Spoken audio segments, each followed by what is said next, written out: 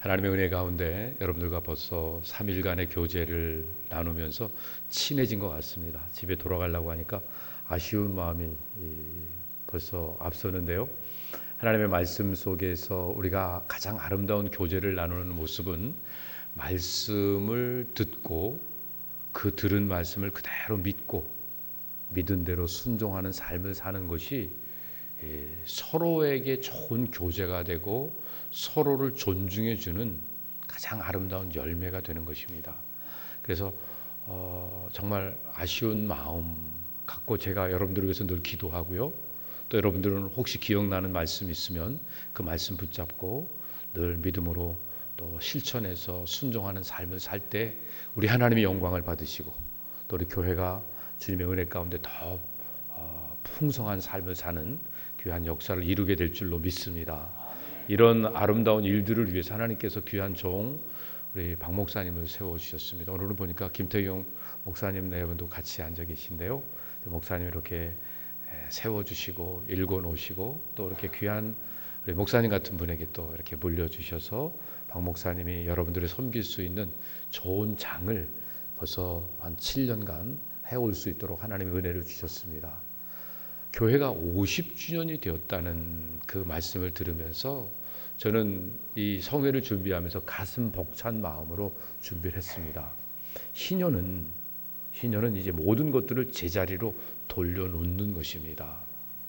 우리가 처음에 세상에 올 때 아무것도 가지고 온 게 없습니다. 지금 갖고 있는 모든 것들은 다 하나님의 은혜입니다. 축복입니다. 그래서 우리가 할 수 있는 일들은 늘 감사하는 일뿐이 없습니다. 제가 한국에 처음 떠날 때요, 그때 은행 가갖고 여권 위에다가 달러 바꾼 만큼의 액수를 기록하고 돈을 환전을 했는데요, 그때 저희들이 갖고 있는 돈을 이렇게 다 모아갖고 바꾼 돈 액수가 1,000불이었습니다. 1,000불 갖고 세 식구가 나와서 지금은 네 식구가 됐고요. 그리고 여지껏 잘 먹고 잘 살면서 모든 좋은 것들을 이렇게 많이 누리게 됐습니다. 돌아보면 정말 가진 것이 없었는데 이렇게 풍성하게 해주신 은혜로 생각하면 아무것도 아까울 것도 없고 아무것도 아쉬울 것이 없는데 살다가 보면 나도 모르는 사이에 이렇게 아둥바둥되고 있는 이 연약한 모습을 발견하게 됩니다. 그때마다 오늘 우리가 해야 될 일이 무엇인가를 다시 한번 되새기는 일들이 필요한데요. 여러분이 희년을 맞이해서 지금까지 살아온 모든 것들을 참 정리를 했으면 좋겠습니다. 워싱턴 지역에 희년을 맞이한 교회가 별로 없다고 생각이 듭니다. 저는 개인적으로 50세가 되는 때에 희년의 경험을 살리기 위해서 제 인생에 가장 귀한 게 뭘까 생각을 해보니까, 물론 제일 귀한 건 저희 자녀들이고 제 아내고 그렇지만 그거는 어떻게 이제 하나님이 주신 그대로의 모습을 처음부터 갖고 있는 거니까요. 제 삶의 현장에서 제 소유 중에 가장 귀한 것, 그리고 또 하나님이 넘치게 축복해 주신 걸 돌아보니까 책이더라고요. 그래갖고 50세가 되는 해에 책을 교회 도서관에다가 다 기증을 했습니다. 그리고 이제 조금씩 생길 때마다 모아갖고 기증을 하니까 그 다음부터 제 마음 속에 이런 욕심이 없어졌습니다. 책을 모으고 싶은, 그래서 장서를 가지고 제 서재를 거하게 꾸미고 싶은 이 욕심이 없어졌습니다. 그전에는 목회자는 다 귀한 책 갖고 싶고 장서를 좀 쫙 만들어 놓고 좀 안 읽더라도 폼나게 좀 이렇게 진열해 놓고 싶은 이런 마음이 드는데, 옛날에는 책 안 읽고는 살 수가 없었는데 요즘은 책 안 읽고 인터넷 다 있으니까 그게 별 상관이 없어졌더라고요. 그러면서 제가 이렇게 상징적으로 이런 생각을 했습니다. 그렇다. 제 인생에 귀한 걸 하나님 주셨으니 하나님께 돌렸듯이 제 삶 속에 어떤 것도 내 것이 아니라고 하는 이런 마음을 가지고 내가 남은 인생을 살아가고 목회를 해야 되겠다. 이런 마음을 갖고 사는데 늘 부족합니다. 그래서 도전을 받을 필요가 있습니다. 그래서 이 희년 정신을 제가 살면서 자꾸 놓치니까 하나님이 저에게 허락하신 게 있습니다. 매 주일을 허락하셨습니다. 주일날 되면 희년 정신이 조금 살아납니다. 그리고 또 좀 지나면서 절기를 맞이합니다. 이렇게 특별 집회를 하거나 혹은 부활절, 혹은 감사절, 성탄절 이런 거 지키면서 또다시 우리의 삶의 의미가 무엇인지를 깨달으면서 어떻게 살아야 되는지에 도전을 받습니다. 그래서 교회적으로는요, 저희가 교회 이름을 배단위 교회 이렇게 해도 되는데 배단위 장로교회라고 하는 장로자를 다 붙였습니다. 사실 저희 교회는 non-denomination입니다. 교파가 없고요. 그리고 어느 노회에 소속되어 있는 소속 단체가 없습니다. 그렇게 있으면서도 왜 굳이 장로라는 이름을 붙였느냐? 그래서 제가 이제 이렇게 얘기합니다. 교회 정치 형태는 프레스테리안 장로 정치를 하기 때문에 장로교회를 썼습니다. 그러나 더 중요한 것이 있습니다. 그거는요, 우리 교회가 어떤 스피릿을 가지고 이 사회를 섬겨야 되는지를 알리기 위해서 이 장로라는 명칭을 붙였습니다. 그럼 무엇입니까? 이제 물을 거 아니에요? 그때 저희들이 이렇게 대답합니다. 장로교회의 장로는요, 장자는 장애인을 위한 교회, 그 다음에 노자는 노인을 위한 교회. 그래갖고 장애인과 노인이 우리 교회에 오셔서 언제나 편안할 수 있고 언제나 대접받을 수 있는 이런 교회의 모습을 놓치지 말자라고 생각해서 장로교회에 붙였다. 이렇게 잘 맞췄죠? 꿈보다 해석이 더 좋은 것 같죠?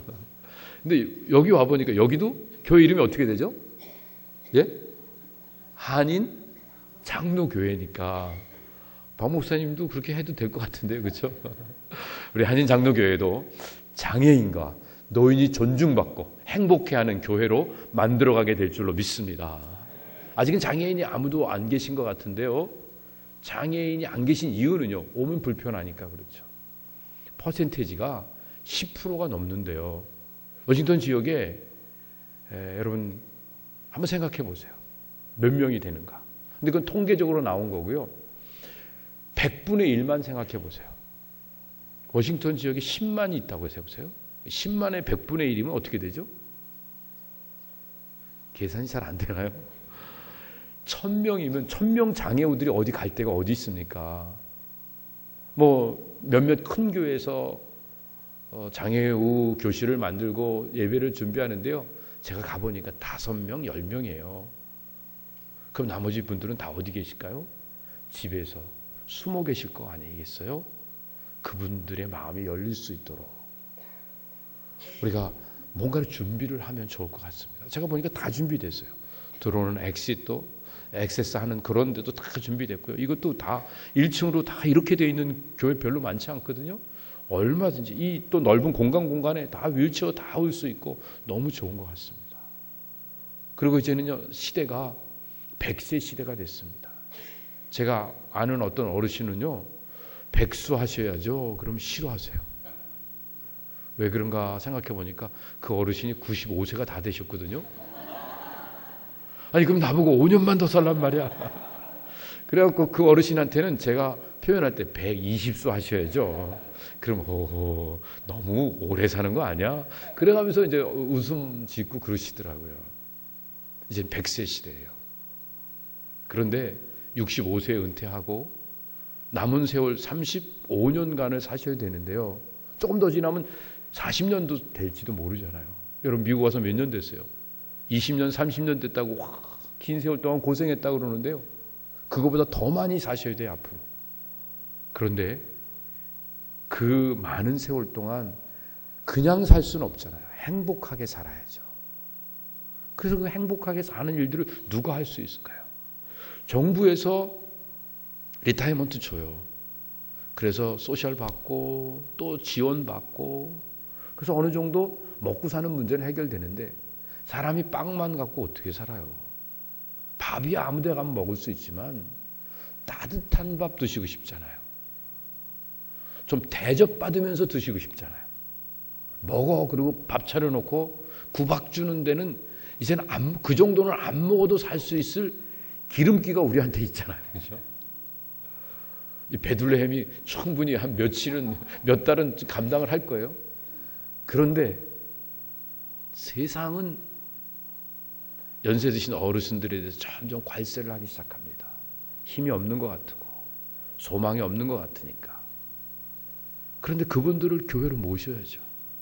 그리고 그분들에게 꿈을 심어줘야죠. 그분들에게 사명을 안겨드려야죠. 평생 자기만을 위해 살아왔는데 연세 드신 어르신들이요, 하나님께 헌신되지고 하나님의 나라의 멘탈리티를 가지면서 살아가고, 다른 말로 예수에 미치면 그러면 정신없이 주님만을 위해서 인생을 살지 않겠습니까? 저희 교회 어르신 중에 한 분이 80이 넘으셨는데 80대 초반 되시는 그 여자 권사님이신데요, 요즘 너무 얼굴이 예뻐지시고 계십니다. 왜 예뻐질까요? 뭐 하면 예뻐지죠? 사랑을 하면 예뻐지거든요. 그러니까 연하의 남자를 만나셨습니다. 80대 초반 되시는 어르신이 70대 후반 되시는 남자분을 만나셨는데 너무너무 행복해 하십니다. 눈에 보이는 게 없으십니다. 사랑에 빠지니까. 새벽마다 두 분이 손 꼭 잡고 나와서 기도하시고, 가는 데마다 두 분이 열심히 봉사하시려고 하고, 사람들한테 격려하고 칭찬하고 다니는 그 모습이 너무 아름답게 보입니다. 어르신들이 지금 와서 또 무슨 또 연애하고 결혼하고 하자고 그런 말씀 드리는 거 아니고, 남은 인생 예수님에게 미쳐서 예수님의 사랑에 빠져서 인생을 살면 그게 얼마나 아름답겠습니까? 본인도 행복하고 또 누가 좋아요? 자식들도 얼마나 좋겠어요. 여기 젊은 분들, 저기 어르신들이 예수님한테 사랑에 빠져서 지내면 좋으시겠죠? 맨날 뭐 와라 가라 또 뭐 이런 뭐 잘했느니 못했느니, 아들 잡을 생각은 안 하고 꼭 며느리만 뭐라 그러시잖아요. 그렇죠? 이런 그 어떤 면에서 본다고 하면 어르신들을 존중하는 것이 교회적으로도 사회적으로도 그리고 다음 세대를 위해서도 얼마나 좋은지 모릅니다. 어르신들이 행복한 모습이 자녀들에게 도전이 되고 그 자녀들에게 신앙의 기준이 되어지니까 이 세상을 바르게 살아갈 수 있도록 만들어줍니다. 그리고 어르신 한 분이 행복하면 집안이 행복하고 교회가 행복하고 이 사회가 명랑하고 복지사회가 되어지는 겁니다. 이런 차원에서 보면 교회가 그 일을 해야죠. 어르신들을 섬기고 행복하게 만드는 일들을 해야죠.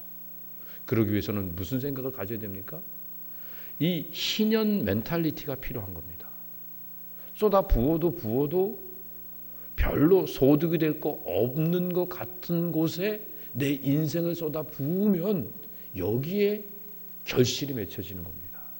하나님의 미랄이 땅에 떨어져 죽으면, 저도 배웠습니다. 30배부터 시작 안 할 거예요. 저도요.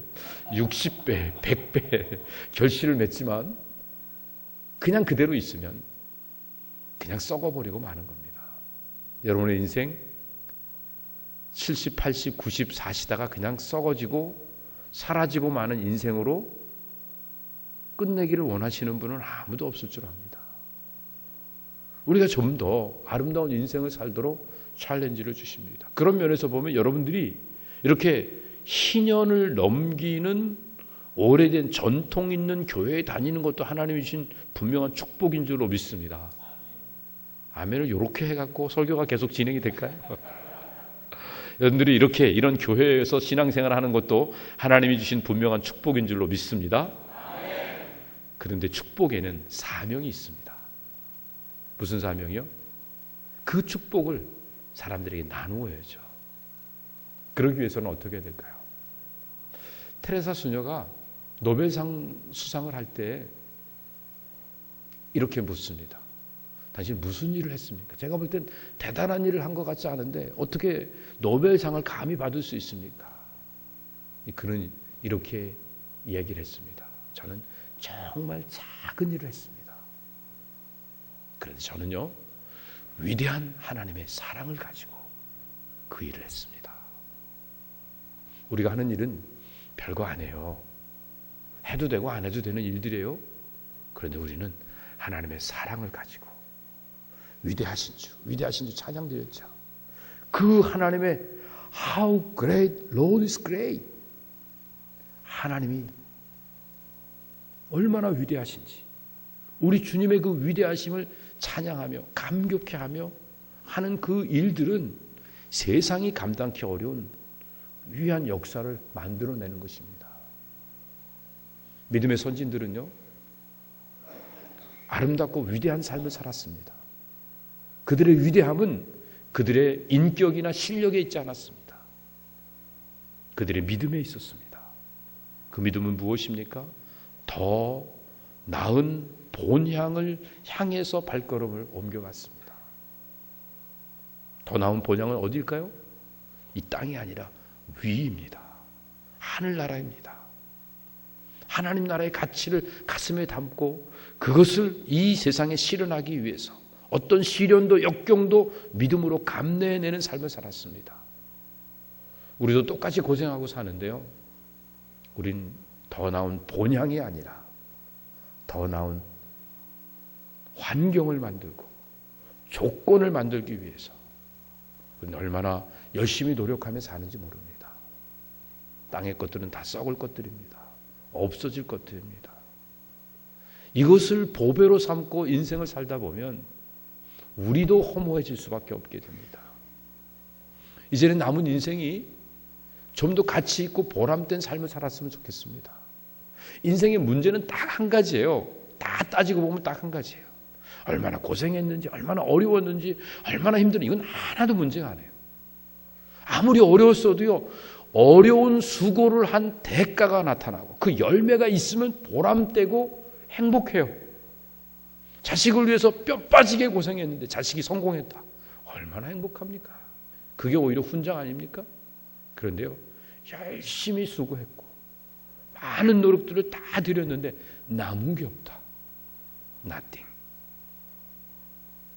허무에 굴복하고 썩어짐의 종로로 타는 인생 속에서 반복되어지는 삶을 살지 않기 위해서 우리가 해야 되는 일이 뭘까요?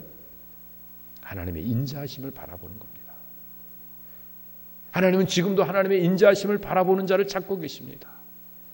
다른 말로 말하면 하나님은요, 하나님의 은혜를 주고 싶어서 안달이 나셨습니다. 그럼 나한테 얘기만 하면, 나한테 눈길만 줘도 내가 준비한 거 다 줄 텐데 눈길도 안 주고 아는 체도 안 하고 오히려 대적하고 거역하면서 멀리 떠나가는 우리의 안타까운 모습 때문에 주님이 얼마나 아파하실까요? 주님은 지금도 여호와의 인자하심을 사모하는 자를 찾고 계신 줄 믿으시기 바랍니다. 이 믿음을 가지고 주님의 인자하심을 사모하며 살았으면 좋겠습니다. 그런데요, 주님의 인자하심이 뭘까요? 구약 성경의 인자하심이라는 단어가 히브리어에서는 헤세드라는 단어입니다. 헤세드라는 단어는 다른 말로 말하면 사랑이라는 단어도 되고요, 긍휼, 자비도 되고 또 은혜도 됩니다. 하나님의 인자하심은 하나님의 은혜입니다. 하나님의 은혜가 어디 있는지 돌아보면 꽉 차 있습니다. 그래서 오늘 본문에 있는 말씀을 보면요, 주의 인자하심이 어디 있다고요? 하늘에 사무쳐 있다고 말하고 있습니다. 하늘을 바라보아도 또 어디 있다고요? 공중에도 가득 차 있다고 말하고 있습니다. 또 어디 있다고요? 산에도 있다고 말하고 있습니다. 바다에도 꽉 차 있습니다. 사람들 모습 속에도 있을 뿐만 아니라 짐승들에게도 있습니다. 오늘 본문에 있는 내용을 보면 깜짝 놀랍니다. 그래서 하나님을 바라보면서 하나님의 인자하심을 사모하는 심령들은 저절로 주님의 날개 그늘 아래 자기 자신을 맡길 수밖에 없게 됩니다. 오늘 우리도 주의 인자하심, 그 하나님의 은혜를 믿음으로 바라봄으로 말미암아 어떤 어려운 일을 만나고 어떤 힘든 일을 만나도 좌절하거나 낙마하거나 포기하지 않고 언제나 주님의 날개 그늘 아래 우리 인생의 모든 문제를 맡겨가는 복된 성도들 다 되시기를 주님의 이름으로 축복합니다. 주님께 맡기면, 그리고 여호와의 인자하심을 내 인생의 보배로 삼으며, 여호와의 인자하심이 어찌 그리 보배로운지요. 보배는 진귀한 겁니다. 보배는 아름답습니다. 보배는 우리의 인생을 행복하게 만들어줍니다. 하나님의 은혜만 생각하면 행복해지는 이런 삶을 살아가는 자, 이런 삶을 사는 자들에겐 하나님이 주시는 축복이 있습니다. 그 축복이 무엇인가요? 오늘 본문에 있는 말씀 보면요, 주의 인자하심을 사모하는 자, 이들에게는 주의 집에 살찐 것으로 풍성하게 할 것이라고 첫 번째 약속하십니다. 주님의 집에 살찐 거는 뭘까요? 우리가 주님의 전에 와서 교회로 모일 때마다 은혜를 받는 겁니다. 늘 풍성하게 기름진 은혜를 받는 겁니다. 그런데 사람들이요, 평상시에는 아주 인자하고 좋은 것 같은데 설교 시간만 되면 꼭 화난 사람 같은 사람들이 딴 동네는 있는데 여기는 찾기가 어렵네요. 꼭 나타나게 됩니다. 왜? 머리로 들으려고 하니까. 오늘은 도대체 몇 분이나 하나 보자. 무슨 말을 하는가. 어떤 사람은 또 이렇게 반복되는 단어를 기록을 하더라고요. 그리고 다 노트에 적어 놓는 게, 저는요 그거 집에 가서 보는 줄 알았더니 아니에요. 딱 한 번 봐요. 언제 보냐면요, 머릿속에 이거 목사님이 언제 한 것 같은데, 그러면 그때 막 찾아보고, 목사님 그때 했던 거 재탕이에요, 삼탕이에요, 그때만 쓰고요. 적어놔도 집에 가도 아예 들춰도 안 봐요. 그 어떻게 보면 저는 이제 적는 설교를 잘 안 하려고 그러는데, 그래도 어떨 때는 적는 게 중요하긴 하지만 목적이 다르잖아요. 은혜 받으려고 하는 게 아니라. 그러다 보니까 설교 시간이 나에게 내 영혼을 살찌게 하는 시간이 아니라 오히려 영혼을 메마르게 하고 나를 강팍하게 만드는 이런 안타까운 현상으로 추락해버리는 경우들을 보게 됩니다. 왜 그럴까요? 주의 인자하심을 맛보지 못했기 때문에 그렇습니다. 여호와의 인자하심이 어찌 그리 보배로운지요. 내 인생을 주님의 날개 그늘 아래 맡깁니다. 이런 믿음의 고백을 가지고 하나님의 은혜를 사모하며 사는 자들은요, 주일날 올 때마다 풍성한 은혜를 받아 누리게 되는 줄로 믿습니다. 그냥도 먹는 게 아니고요, 살찐 걸 먹는다고 말합니다. 기름진 걸 먹는다고 말합니다. 일주일에 한 번만 예배 드려도 내 영혼이 넘치고 넘치는 은혜와 축복 가운데 삶을 삽니다.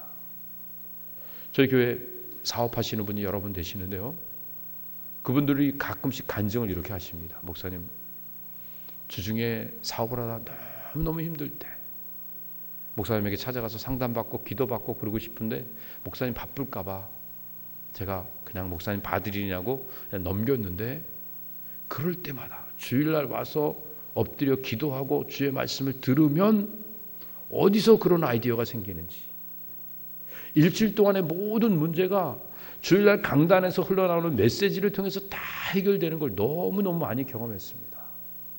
사업하는 사람뿐만 아니라 가정주부는 또 스트레스 없나요? 고민이 없나요? 자녀 때문에 갈등하는 그 부부들, 또 혹은 형제지간에 갈등하는 그 집안 식구들, 이런 모든 문제들까지도, 정치하는 분들, 또 혹은 뭐 여러 가지 상황 속에서 또 많은 또 연구를 하는 분들, 그런 분들 저희 교회에 많이 계신데, 그런 분들이 문제가 안 풀릴 때마다 주의 전을 사모하고 하나님의 인자하심을 사모하는 모습으로 주님 앞에 엎드려 기도하고 주의 말씀을 들으면 거기서부터 활활 생수가 넘쳐나면서 모든 문제가 해결되는 이런 놀라운 은혜를 체험한다는 간증을 들었습니다. 이렇게 얘기하니까, 야, 그 김영진 목사가 설교를 잘해갖고 하나님이 그 설교를 통해 역사하시는 거, 이렇게 생각할지 모르는데요, 그렇지 않고요, 제가 설교 안 하고요, 우리 부목사님들이 혹은 강사분이 설교를 하시더라도 똑같은 복을 받아 누립니다. 그런 사람은. 아니, 그런 분들이요, 사업하는 분들 출장도 많이 다니잖아요. 출장 다녀서 다른 곳에 가서 메시지를 들을 때 거기서도 똑같은 은혜를 받는데요. 이유가 뭘까요? 여호와의 인자하심이 어찌 그리 보배로우신지요. 내 인생이 주님의 날개 그늘 아래 피합니다. 이 고백을 하며 주의 말씀을 사모하니까 여기서 놀라운 은혜가 넘치게 되는 겁니다. 여러분도 여러분 인생에 문제가 있습니까? 어려움을 만나셨습니까? 너무 답답하고 힘드십니까? 일주일만 기다리십시오. 그럼 우리 박 목사님 주일날 강단에서 선포하는 메시지를 통해서 여러분의 문제가 해결되는 놀라운 역사를 체험하게 될 줄로 믿습니다. 여러분 꼭 이거는 놓치지 말고 인생을 살았으면 좋겠습니다. 들어봐야 별거 없더라. 아니, 오늘도 기대했는데 뭐 들어봤는데 그냥 그렇고 넘네. 그건 왜 그래요? 제가 계속 소 얘기만 하는데 죄송합니다. 소 염을 그냥 한번 꿀꺽 삼켜갖고 그거 힘 안 나요. 어떡하죠? 또 꺼내갖고 또 씹고 또 다시 한번 꺼내갖고 또 씹고. 여러분, 문제가 해결이 안 된다고 걱정하지 마시고 주일날 메시지 녹음해서 뭐 CD나 아니면 인터넷 올라가죠, 목사님? 네. 그러면 여러분 10번이고 20번이고 들어보세요. 여러분의 모든 인생의 문제가 해결되는 놀라운 축복을 받게 될 줄로 믿습니다. 그리고 하나님이 또 축복을 약속하셨습니다. 집에 살찐 것으로 풍족할 뿐만 아니라 복락의 강수를 마신다고 말씀하십니다. 사람이요, 축복을 받으면 즐거움을 놓치게 되는 경우가 많습니다. 사업이 잘 돼 보세요. 걱정이 더 많죠. 승진해서 프로모션 받아갖고 높은 지위로 올라가 보세요. 해야 될 일이 산더미 같으니까 집안 식구들하고 지낼 시간이 없어져요. 왜? 내가 만든 복이기 때문에. 그러나 하나님이 주시는 축복을 받는 사람은 함께 누릴 수 있습니다. 여신턴 한인 장로교회의 모든 성도들은 축복과 즐거움을 함께 누리는 귀한 성도들 되시기를 주님의 이름으로 축복합니다. 여러분, 하나님이 주시는 축복과 즐거움을 함께 누리면 인생이 행복해집니다. 그런데 이것을요, 어떻게 마신다고요? 강수로 마신다고 말합니다. 강물은 마르지 않습니다. 시냇물은요, 쫄쫄 흐르다가 가물어지면 나도 먹기 힘들어요. 우물물은 길어오다가 어느 날 떨어질 수도 있어요. 강물은 마르지 않습니다. 여러분, 혹시 봉이 김선달이 뭐 때문에 돈 벌었는지 아세요? 예? 대동강물 퍼서 팔아갖고 돈 벌었다고 그러잖아요. 제가 대동강을 가봤는데 강이 아주 넓고 깊고 그러더라고요. 그 물 퍼서 팔으니까 퍼도 끝도 없는 거잖아요. 여러분도 여호와의 인자하심을 보배로 삼으면서 인생을 살아가면 복락의 강수로 행복한 삶을 사는 귀한 역사를 누리게 될 줄로 믿습니다. 그러면 여러분 꼭 그때 주변 사람도 좀 돌아보세요. 여러분 잘 살고 계십니까? 여러분 편안하십니까? 그러면 다른 사람에게 나누셔야죠. 이 진짜 행복을 누릴 수 있게 됩니다. 그렇게 되면요, 하나님이 또 뭘 약속하시냐면 복락의 강수로 마시고 난 다음에 주의 광명 중에 광명을 보는, 여호와의 빛 가운데서 더 큰 빛을 보는 이 놀라운 은혜를 누릴 수 있게 됩니다. 예수 믿으면 인생이 복되집니다. 얼굴이 부터 환해지잖아요. 그런데요, 거기다가 여호와의 인자하심을 보배로 삼고 하나님의 은혜를 날마다 사모하면서 인생을 살아가다 보면 점점 빛나는 인생을 살게 됩니다. 지금도 여러분 훌륭한 인생을 사셨지만, 지금도 성공적인 삶을 사셨지만, 지금보다 더 훌륭하고 더 빛나는 삶을 사는 역사를 누리게 되시기를 주님의 이름으로 축원합니다. 제가 축원합니다 그러면 여러분 아멘 하면 하늘에서 뚝뚝 떨어지면 얼마나 좋겠어요. 아니요, 그렇게 해서 오는 거 아니고 어떻게 온다고요? 여호와의 인자하심을 보배로 삼아야죠. 여러분 인생에 뭐가 보배예요? 하나님의 은혜가 보배입니까? 돈이 보배입니까? 금덩어리가 보배입니까? 하나님의 사랑이 보배입니까? 내가 더 나은 본향을 향해서 믿음으로 달려갈 수 있도록 나에게 소망을 주시고, 그 달려가는 과정에서 내 자신을 돌보지 않고 이웃들을 돌보며 사랑으로 섬기며 나아갈 수 있는 이 놀라운 하나님 나라의 멘탈리티를 주신, 그 십자가의 정신을 주신 그 은혜에 감격해서 여호와의 인자하심을 보배로 삼는 자에게는 하나님이 주의 집에 살찐 것으로 풍족하고, 그리고 복락의 강수로 마시게 하시고 광명 중에 광명을 보는 점점 빛나는 인생을 살게 해주신다고 약속해 주셨습니다. 이 놀라운 축복, 이걸 온전히 받아 누리기 위해서 우리에게 필요한 것은 우리의 마음이 바뀌는 겁니다. 우리의 심령의 새로운 역사가 시작되어지는 겁니다. 이거는요, 그냥 우리의 취향이 바뀌거나 우리의 기호가 바뀌는 정도가 아닙니다. 토롤리 모든 것들이 체인지되어지는 겁니다. 근본적인 변화가 일어나야 됩니다. 물과 성령으로 거듭나지 아니하면 이게 가능하지 않습니다. 그래서 주님은 뭐라고 말씀하십니까? 나는 마음이 온유하고 겸손하니 내게 와서 배우라라고 말씀하십니다. 우리 수고하고 무거운 짐들을 예수님 앞에 다 내려놓고 내가 얼마나 지금까지 이기적으로 욕심 부리며 썩어질 것들을 구하며 살았는가 통탄해하면서 내 자신을 십자가 밑에 내려놓고 이제는 죄와 사망에 대해서 세상에 대해서 나는 죽은 자다고 여기고 하나님에 대하여 의에 대하여 성령에 대하여 산 자라고 생각하며 하나님의 말씀 붙잡고 믿음으로 달려가는 삶을 살아야 됩니다. 그럴 때 우리의 마음에 주어지는 축복이 무엇입니까? 온유함입니다. 그 온유함이 무엇이죠? 그 온유함이라고 하는 것은요, 화 안 내고 짜증 안 내는 게 온유함이 아닙니다. 예수님도 세상에 계실 때 화내신 적이 있어요, 없어요? 보셨어요? 성경에 있잖아요, 그렇죠? 화도 내시고 죄송한 얘기지만 욕도 하셨잖아요. 독사 XX더라 그러면서. 그런데 예수님은 온유한 분이십니다. 왜요? 사람들을요, 내가 원하는 대로 컨트롤하려고 하지 않으시고 사람들에게 다가가서 그들을 그대로 인정을 해주셨습니다. 모든 사람이 욕하는 세리를 만났을 때 너 나쁜 X다, 너 회개하고 나 따라라, 그렇게 말씀하지 않고요, 내가 오늘 너네 집에 가서 친구할게,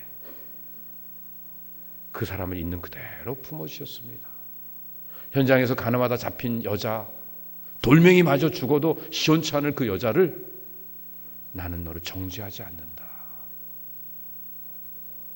다시는 죄를 범하지 말라, 그 여인을 있는 그대로 용납해 주시는 모습을 가졌습니다. 그럼 부부가 20년 30년 살면서도 서로 온유하게 대하지 못하죠.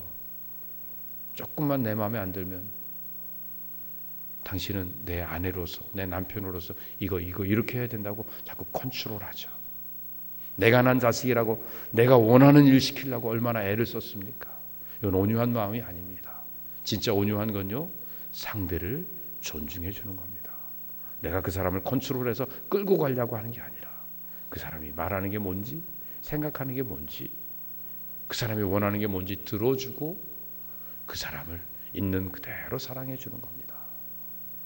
특별히 결혼을 처음 해갖고요, 결혼한 지 얼마 안 돼서 부부가 생활하면서 실수하지 말아야 되는 부분이 바로 그런 부분 같습니다. 사랑한다고 아내를 더 훌륭한 아내 만들겠다고, 남편을 더 멋진, 거꾸로 얘기했나요? 아내를 더 멋진 아내로 만들고 또 남편을 더 훌륭한 남편으로 만들겠다고 잔소리 너무 많이 하면 점점 멀어지기만 하고 금만 생깁니다. 잔소리하지 않고요, 따뜻하게 품어주면 아내가 원하는 게 뭔지 알아서 다, 애들 말로 알아서 깁니다. 그런데 그거를 내가 컨트롤하려고 그러면 30년 잔소리하면 바뀌나요? 제가 누구한테 여쭤봐야 돼. 그래도 우리 김 목사님이 제일 오랫동안 사신 것 같은데, 사모님, 목사님한테 결혼 초기부터 잔소리 하던 게 잘 바뀌시던가요? 아직도 아마 잔소리 하시는 거 계속 말씀하시는 게 지금도 하시는 거 있을 거예요. 안 바뀌어집니다. 사람들이 그런 저한테 불평을 제일 많이 하시더라고요. 제 남편은요, 왜 그런지 모르겠어요. 뭘요? 아니, 양말을 벗어서 빨래통에다 안 넣고 왜 머리맡에다 놓는지. 그래갖고 그 남편한테 물어봤죠. 왜 그렇게 하세요? 그랬더니 그거요, 제가 중간에 들어와서 쉬는 거예요. 2시간뿐이 안 됐는데 또 빨래하면 아내가 고생하니까 아내 몸 애껴주느냐고 내가 다시 신으려고 거기 놨는데, 각자 사정이 다 있는데요, 그 존중하지 않고 서로 컨트롤하려고 하니까 얼마나 인생이 삭막해지는지 모릅니다. 온유한 자, 온유한 자는 하나님 주신 축복을 받습니다. 여러분, 36장 시편 36장 다음에 뭐가 나오죠? 고맙습니다. 37장에 보면요, 11절에 오직 온유한 자는 땅을 차지하며 풍부한 화평으로 즐기리로다 말씀하십니다. 언제 기회 될 때 또 한번 이 말씀은 자세히 나누기로 하고요. 온유한 자에 받는 축복만 강조를 합니다. 무슨 복 받는다고요? 땅을 차지하는 복, 즐겁고 화평한 복, 그리고 행복하게 사는 복. 이 트리플 블레싱을 받아 누리는 사람은 오직 온유한 자뿐이 없습니다. 여러분, 하나님의 은혜를 사모하면서 온유한 자가 되셔서 땅도 차지하시고 풍부한 화평을 가지시며 인생을 즐겁고 행복하게 사셔서 행복한 교회, 행복한 성도로 이 세상을 행복하게 만들어가는 귀한 성도들 다 되시기를 예수님의 이름으로 축복합니다. 자비하신 주님 감사합니다. 하나님의 은혜 가운데 우리가 지금까지 지내왔음을 놓치지 않고 우리 남은 생에 하나님의 은혜를 사모하면서 여호와의 인자하심이 어찌 그리 보배로우신지요. 인생이 주의 날개 그늘 아래 피합니다 하면서 하늘에 사무친 공중에 사무친 산과 바다와 들에 가득 차 있는 하나님의 은혜를 구하며 믿음으로 한 걸음 한 걸음 주님을 쫓아가는 온유한 심령들이 되어서 하나님이 주시는 놀라운 축복과 은혜를 받아 이 세상을 아름답게 바꿔나가는 귀한 신연 공동체의 사명을 잘 감당하도록 은혜를 베풀어 주시옵소서. 예수님의 이름으로 감사하며 기도드립니다. 아멘.